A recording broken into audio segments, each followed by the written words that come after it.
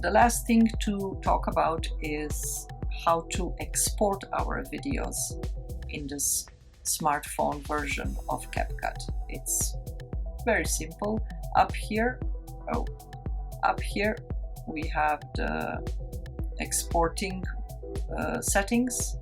Click on it, and here you can set up whether you want it in 2K, do you want it in 1080.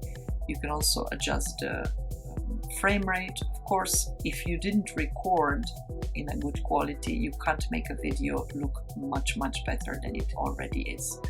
But this is very helpful because when you're going to export the video, down here you see how big the file is, estimated file size.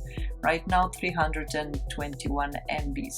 If you want to send this video just to somebody through WhatsApp or Viber to check how it looks like, you can always export it in a smaller size first, and then when you agree that you want it in a bigger size, you will go and make a size bigger. So if I reduce this resolution, you see, to 480, the size of the video is much smaller than it is if I put 1080.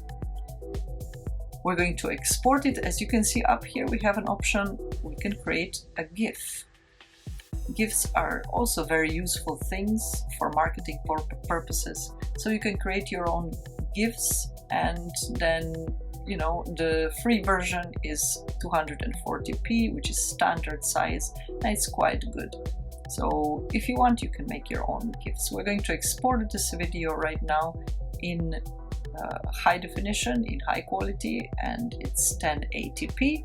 So we just go here and press save to device. You can see down here it already has all these options. You can also say, let me just share it on TikTok. We're going to say save to device. And this is what happens when you're exporting your video. As you can see, you should not close the CapCut app while you're doing that. Just let it export in peace. So when the video was exported, it was also saved to device, so to your phone gallery and the projects, which means that now your video is stored on your phone. If you want to share it on TikTok, you can do so, or if you want to share it on other social media, you can also do that. We're just going to say done, and this is what happens. Our project is here, but the video is now in the gallery under the CapCut folder. You will find it, and I would suggest for you to also rename the project at this point, so that you're sure that you know which project that is.